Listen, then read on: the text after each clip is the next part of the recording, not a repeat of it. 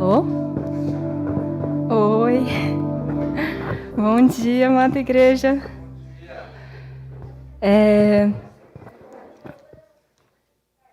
Vamos orar, né? Para Deus falar aos nossos corações, apesar de mim, hoje.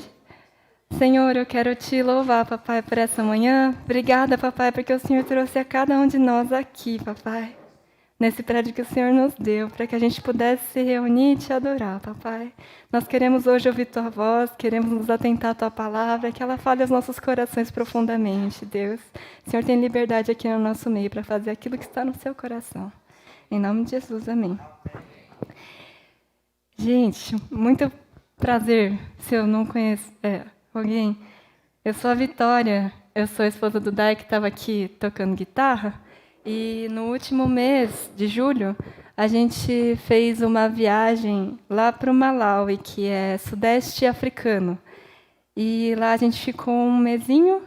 E aí, nas últimas 2 semanas, a gente teve os testemunhos, né? Para quem não ouviu e quiser ouvir, pode entrar no nosso canal do YouTube. Lá tem gravado o testemunho do Daisuke, também do seu Geraldo, meu sogro que foi com a gente. E hoje eu vou dar continuidade. Primeiro, eu queria agradecer profundamente por vocês terem nos enviado. Foi, nossa, muito além do que a gente poderia pedir. E eu lembro da primeira vez que eu fui, há 3 anos, e eu fiquei pensando, nossa Deus, quem sou eu? O que eu fiz para merecer poder ir naquele lugar tão precioso, encontrar pessoas tão valiosas? E a resposta era muito óbvia, né? Que, na verdade, eu não tinha feito nada, né? Que, na verdade, eu não era ninguém, era só porque Deus é muito bom, Ele é muito maravilhoso. E aí eu só fui para receber mesmo as dádivas de Deus ali, porque já sabia que não era mérito, era só amor de Deus. E eu queria também honrar a vida da família Alves, que ali nos recebeu, o Kleber, a Débora, o Judá e o Felipe. Eu vejo assim como o Senhor é maravilhoso, né? Tamanha preciosidade, né? Das pessoas ali, que Ele enviou uma família que ficou ali plantada para sofrer as dores, para provar das alegrias, para edificar aquele lugar, aquelas pessoas. E para mim foi muito, muito importante. Para mim, eu acho até essencial poder ter ido nessa viagem. E uma das coisas que foi muito, muito importante foi reencontrar pessoas que a gente conheceu nos 3 anos atrás, né? O Dai até comentou do Chad, que a gente conheceu. Tinha um adolescente chamado Kili, que na época que a gente conheceu tinha 14 anos, agora já tinha 17, ele estava já cheio de sonhos, já cheio de propósito. Ele é um rapaz bem de Deus mesmo, foi um presente poder reencontrá-lo. E eu vou contar um pouco de como foi a nossa rotina ali. Cada um, na verdade, tinha a sua rotina, então eu vou contar um pouco mais da minha. A gente chegou lá e a gente pôde ver todos os lugares, todos os projetos que estavam acontecendo, onde que a gente podia eventualmente auxiliar. E então eu escolhi ficar ali na escola de manhã. Então, logo cedo, 6h30 da manhã, eu estava acordando para fazer meu café, tomar um devocional. Eu acho que eu inverti as palavras. E aí depois já ir para a escola, e lá eu dava uma aula por turma, né? Eram 2 turmas, uma de, como é que chama? Berçário, e a outra era pré-escola e primeiro ano. E aí eu dava uma em cada, e aí depois voltava, almoçava, o Dai tinha preparado a comida, sempre muito boa. E aí a gente se preparava, então, para o Ministério de Jovens, e à tarde a gente tinha um tempo com eles. E aí a gente passou as 3 semanas lá que a gente ficou com eles, a gente estudou o Salmo 139, e foi muito rico, porque a gente lia junto um trecho, E aí dividia os grupos para digerir, para ouvir Deus, e depois a gente voltava e cada grupo compartilhava o que Deus tinha falado ao coração. E era tão lindo, e a gente foi tão ministrado nesse tempo. E a gente pôde também conhecer, jogar Uno com eles, comer pipoca com eles, foi muito especial. E depois, né, a gente, à noite, tomava banho, jantava, e aí já me preparava para a aula do dia seguinte na escola. E foi basicamente assim, foi muito gostoso. A gente dormia 9 da noite, porque lá, 7 da noite, eu não tinha mais ninguém, né? Tava todo mundo já em casa, era ótimo. Dormi bastante. E para mim, um dos destaques, uma das coisas que me chamou muita atenção lá foi as crianças na escola. Nossa, elas eram muito participativas e muito quietinhas na hora de aprender. Então, sei lá, o professor estava lá explicando, aí ele falava, agora vai vir um de cada vez para falar, para repetir, né? Para ver se aprendeu. E nesse tempo as crianças ficavam tranquilas. Eu fiquei, gente, o que é isso? Incrível, impressionante.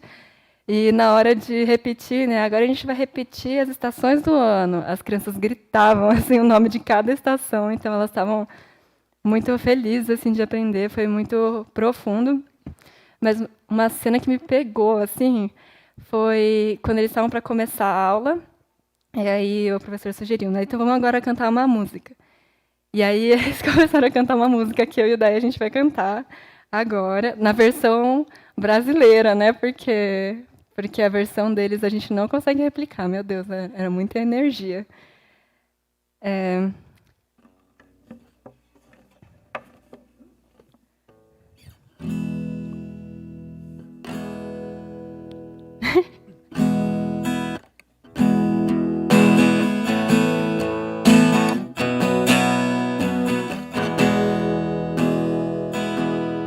Zakuta mandani mulunguanga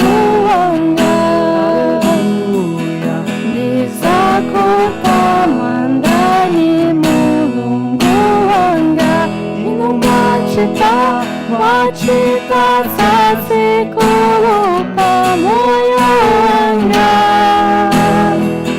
Wachita sasikulupa moyoanga Dizakuta mandani mulunguanga Dizakuta mandani mulunguanga. E aí... Só que eles cantavam, gente, com uma força, com uma alegria, assim... que isso aqui não é nada, assim. Eles nem precisavam de instrumento, a voz já era impressionante. E aí me traduziram o significado, e é basicamente: eu te louvarei, Deus, pelas coisas que o Senhor fez na minha vida. Por toda a minha vida, o Senhor cuidou de mim. E aí eu fiquei, assim, em choque, porque eu pensei, gente, essas crianças vêm aqui de longe, elas caminham horrores, e elas... às vezes com os machucados abertos, às vezes sem ter comido de manhã e, eventualmente, sei lá, faltava merenda na escola.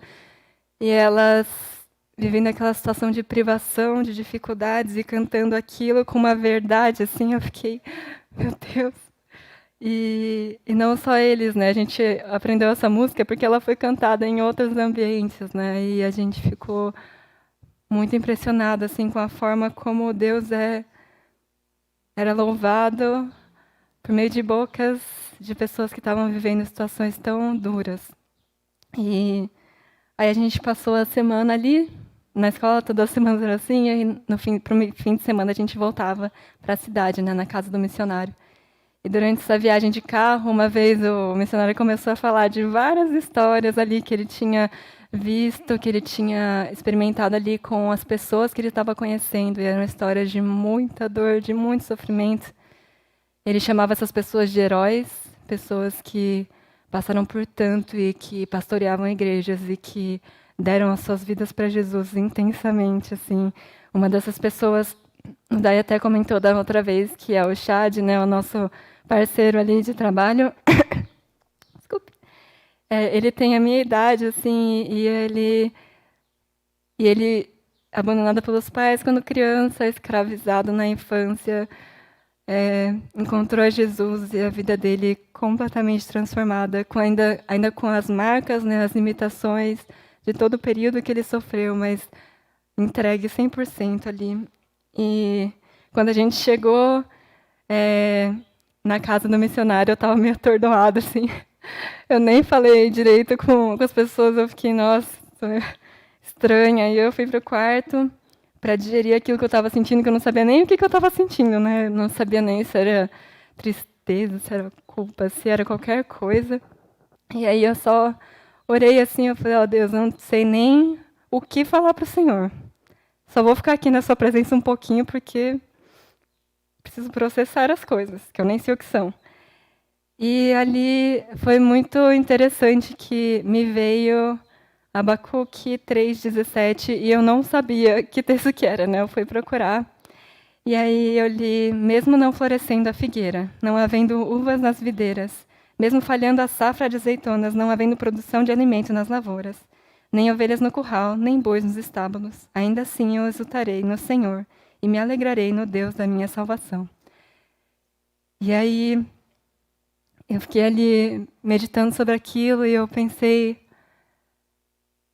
Deus, então é isso, né? O Senhor é esse Deus, né?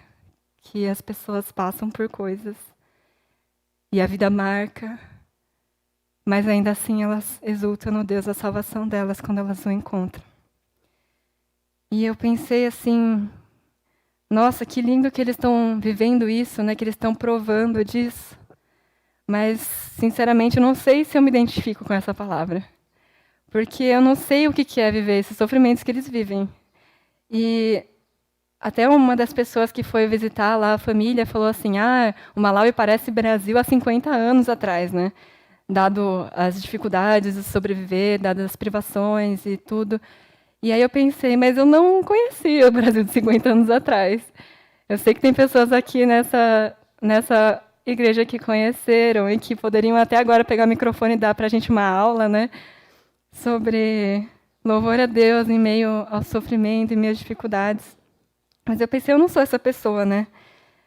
Eu tive comida, afeto, educação, igreja desde pequena. E aí até pensando nisso, eu lembrei assim no começo do ano, eu encontrei o missionário, nosso missionário, da Índia. Ele estava aqui no Brasil e ele me perguntou: você estaria disposta a largar tudo que você tem para ir servir ao Senhor em outro lugar? Aí eu falei: eu não sei, né? Porque eu nunca tive que passar por isso, né? Eu não sei. É que nem, sei lá, Pedro, né? Que fala assim: não, Jesus, eu vou com você até a morte. Vai lá e nega 3 vezes. Então eu pensei: quando chegar, né? Eu descubro. E aí eu pensei: nossa, estou muito distante. Eu preciso continuar a observar e absorver o que eles têm para me ensinar. E aí, passaram as semanas, eu desfrutei de tudo aquilo. A comunidade foi muito amorosa com a gente. Imagina receber uns gringos, assim, uns estrangeiros, e aí deixar ainda eles ensinar, deixar eles ainda fazer coisas. Eu fiquei impressionada com a forma como eles nos amaram. E aí, no último dia do Ministério com Jovens, ali, a gente teve um tempo de compartilhamento 1 a 1, né, com os seus colegas, para dividir o que Deus tinha falado. E aí eu fui falar com o Chad, e aí ele compartilhou o que Deus tinha falado no coração dele. Aí eu compartilhei, eu falei: Chad, olha só, a gente leu aqui, né, o Senhor me sonda e me conhece, né, e todo aquele salmo bonito, né, de como o Senhor, ele nos fez. Aí eu falei: Chad, antes de eu vir para cá, eu estava pensando, será que eu quero passar 30 dias lá? Será que eu não quero dividir, ficar 15 dias lá e ficar 15 dias na praia, aproveitar as minhas férias de outra forma, né? Mas o Senhor me conhece e Ele me chamou para algo que encheu meu coração de um jeito que a praia não ia encher. E aí eu fiquei: nossa, Chad, que lindo como Deus é bom, né? Ele não precisava, mas Ele me encheu de alegria, né? E, enfim, depois que eu falei isso, ele pensou assim, e muito respeitosamente. Ele falou assim: olha, eu entendo o que você está dizendo, glória a Deus por isso. mas o Senhor é Deus, ele deve ser obedecido independente da nossa satisfação. Aí, né, um tapa na cara. E aquela palavra entrou tão fundo no meu coração, me quebrantei tanto diante de Deus. Fiquei, Deus, obrigada porque o Senhor me ama tanto, o Senhor cuida tanto de mim. Mas independente disso, eu quero dizer sim para aquilo que o Senhor tem para minha vida, independente de saber ou não dos sofrimentos que vem adiante. E eu percebi que se ali no meio daquele povo o grande desafio é quebrar, né, esse ciclo de sofrimento, de corrupção, de abuso, né, de esse animismo todo entre pessoas como eu. Existe esse desafio de quebrar a idolatria do eu, esse costume do conforto, até negociar obediência. E aí eu entendi, falei, Deus, tá bom. Então, preciso colocar na minha cabeça que não é sobre mim, independente do que vai acontecer, não é sobre mim, é sobre o Senhor. E aquele texto que eu li em Abacuque, depois eu fui ler o livro, e é tão lindo, assim, né? São 3 capítulos de uma história de uma conversa, basicamente, Abacuque vivendo difíceis situações em Judá e ainda nas relações externas de Judá, né, com o risco ali de serem invadidos. Ele fala, Deus, você não se preocupa? Você não se importa que tem tanta injustiça, que tem mal por todo lado? Senhor, onde é que está o Senhor? O que o Senhor vai fazer? Por que o Senhor tolera tudo isso? E aí, Deus, do jeito que ele fez com Jó, ele vai lá e, em vez de responder diretamente a grande questão do mal, ele fala dele mesmo. Ele mostra a sua divindade, a sua justiça, o seu poder, a sua soberania. E diante disso, o profeta, ele tem motivo suficiente para dizer. É até legal que ele coloca ali no capítulo, está escrito uma confissão. A confissão que o profeta faz. Mesmo não florescendo a figueira, mesmo não havendo uvas nas videiras, mesmo que não haja uma visão, um vislumbre de provisão, de comida ali, ainda assim eu exultarei no Senhor e me alegrarei no Deus da minha salvação. Abacuque, ele tinha confiança, ele entendeu que ele podia confiar ali na salvação que Deus daria para o povo escolhido, fazendo justiça e vencendo todo o mal. Mas mal sabia ele da salvação, do tamanho da salvação que ela seria. Hoje a gente sabe do tamanho dessa salvação, que é Cristo, que é Deus encarnado, crucificado e ressurreto. Ele inaugurou em si uma nova humanidade, remida por seu sangue. E hoje nós, a sua igreja, que somos o fruto do trabalho de Cristo na cruz, que somos fruto do Espírito Santo habitando em gente, nos crentes, e levando eles corajosamente a anunciar o Evangelho. Nós sabemos dessa gloriosa salvação que veio e que ainda há de ser consumada no fim dos tempos, mas já está garantida. E um desses que, chamado a pregar o Evangelho, é Paulo de Tarso. Esse sim entendeu o quanto importava sofrer pelo nome de Deus. O homem foi desrespeitado, ele foi violado, humilhado, ele foi ferido, agredido. E enquanto ele estava na prisão em Éfeso, ele escreve uma carta aos Efésios, que é tão linda, ela se inicia desse jeito. Bendito seja o Deus e Pai de nosso Senhor Jesus Cristo, que nos abençoou com todas as bênçãos espirituais nas regiões celestiais em Cristo. Porque Deus nos escolheu nele antes da criação do mundo, para sermos santos e irrepreensíveis em sua presença. Em amor nos predestinou para sermos adotados como filhos por meio de Jesus Cristo, conforme o bom propósito da sua vontade, para o louvor da sua gloriosa graça, a qual nos deu gratuitamente no amado. Nele temos a redenção por meio de seu sangue, o perdão dos pecados, de acordo com as riquezas da graça de Deus, a qual ele derramou sobre nós com toda a sabedoria e entendimento, e nos revelou o ministério da sua vontade, de acordo com o seu bom propósito que ele estabeleceu em Cristo, isso é, de fazer convergir em Cristo todas as coisas, celestiais ou terrenas, na dispensação da plenitude dos tempos. Para convergir todas as coisas a Cristo. Cristo é o motivo do nosso louvor. Ele não precisa da nossa adoração. É nosso privilégio que nós fomos escolhidos para adorá-lo.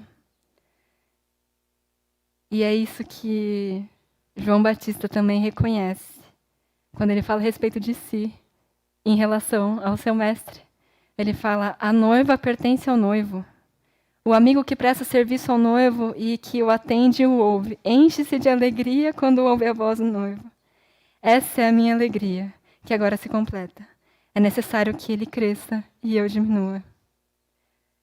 E todas essas lindas confissões, elas não nascem de somente saber que Deus é Deus.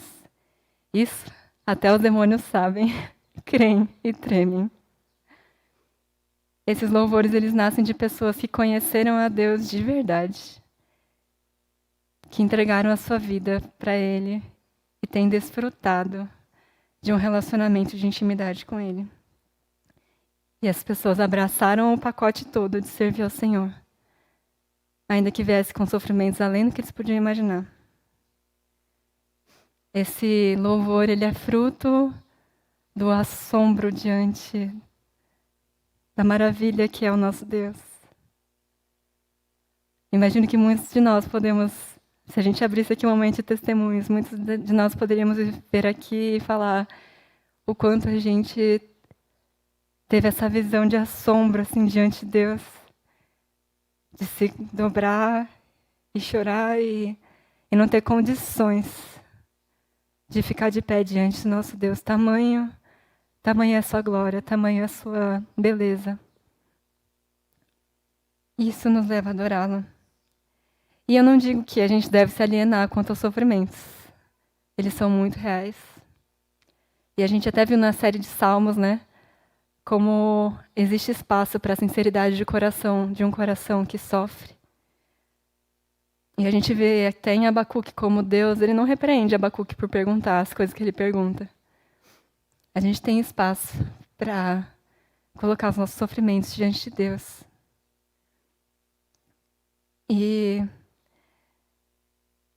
Mas existe uma coisa que Deus faz nos corações das pessoas que são crentes que me deixa muito encantada. Uma forma de sofrer assim que glorifica a Deus. Não sei se vocês têm histórias para contar, mas eu lembro do meu pai. A gente viveu um momento difícil que durou um bom tempo. E todos os dias, às 4 da manhã, ele não perdia, às 4 da manhã, ele saía da cama, ele descia, estendia ali o tapetinho dele, se ajoelhava e orava. E aí, quando eu descia para tomar café da manhã com ele, que já era 6 da manhã, ele contava. Dava para ver no rosto dele que ele estava preocupado, que existiam ali, que ele não estava pleno, assim. Mas ele abria um sorriso e falava assim: mas o Senhor está cuidando da gente. E aí ele falava: continua orando por nós. E aí eu pensei, existe um jeito de sofrer que glorifica o nome de Deus. E o meu pai, ele não fez isso, não começou a acordar às 4 da manhã para orar, só quando veio o sofrimento. Ele faz isso há muitos anos. Ele ama a palavra de Deus. E nós fomos chamados para isso, para nos alegrarmos nele e darmos graça em todas as circunstâncias. Não olhando para a nossa realidade hoje, mas sabendo de uma realidade já conquistada por Cristo na cruz. E essa vida de louvor, ela independe, então, dessas circunstâncias de sofrimento. É claro que o Theo falou, né? Fala com as suas palavras. Como Deus é maravilhoso. E cada um de nós, com as nossas experiências, a gente vai ter coisas específicas para falar de Deus e agradecer e louvá-lo por isso, aquilo. Isso é tão lindo. Mas nossa postura de louvor depende de a gente estar agarrado em Jesus. E depois de toda essa experiência, eu voltei aquelas 11 horas de avião para casa pensando, eu não quero viver aguardando o momento em que vier o sofrimento para eu ver se eu vou louvar ou não o Senhor. Eu quero ter essa postura hoje. Assim como Abacuque, assim como Paulo, assim como os meus irmãos malauianos. Mesmo não sabendo o que eu vou esperar daqui em diante, com os sofrimentos e alegrias que a vida vai trazer, eu quero me agarrar em Jesus e me enraizar nele. Quero manter o meu coração ali na presença dele todos os dias, buscando contemplá-lo e não me esquecer nunca da maravilha que ele é. E aí eu gosto também do que Paulo fala em Filipenses 3:10.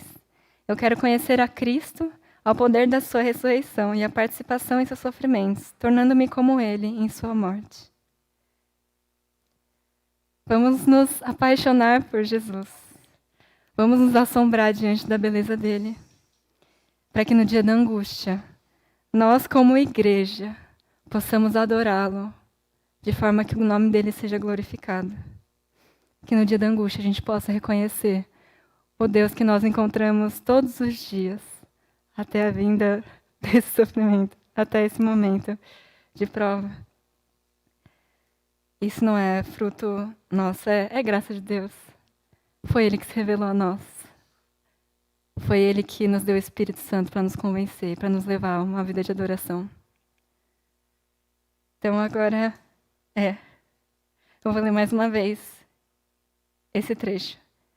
Mesmo não florescendo a figueira, não havendo uvas nas videiras, mesmo falhando a safra de azeitonas, não havendo produção de alimentos nas lavouras, nem ovelhas no curral, nem bois nos estábulos. Ainda assim, eu exultarei no Senhor e me alegrarei no Deus da minha salvação. Senhor, eu quero te agradecer, papai, porque não existe coisa melhor, Deus, do que te conhecer. E o Senhor mesmo se revelou na sua plenitude em Cristo Jesus. O Senhor mesmo decidiu vir a nós. O Senhor mesmo derramou sobre nós o teu Espírito, para que a gente possa viver contigo todos os dias, Deus, na sua presença, papai. Deus, nós não queremos viver vidas apáticas diante do Senhor. Nós queremos, Senhor, nos encantar, Deus, com a tua beleza. Queremos ser, dia após dia, convencidos, Deus, e relembrados e maravilhados, papai, pela sua pessoa. E, Senhor, seja isso, então, Deus, o motivo para te adorar.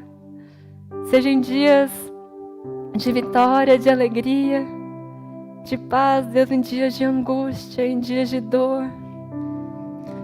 Papai, nós não queremos viver a vida esperando, papai, esse dia chegar para ver se a gente vai ser fiel ou não. Deus, nós queremos nos aprofundar em Ti hoje, papai. Por isso, tem misericórdia de nós, Deus. Nos leva, papai, a uma vida de adoração consistente, crescente, papai. Faz isso na Tua igreja, papai. Esse é o maior desejo nosso, te conhecer, te glorificar, Senhor. Recebe agora, Deus, a nossa adoração ao Senhor. Recebe agora, Deus, o nosso louvor tão pessoal. E faz em nós, Deus, além do que a gente pode imaginar. Em nome de Jesus. Amém.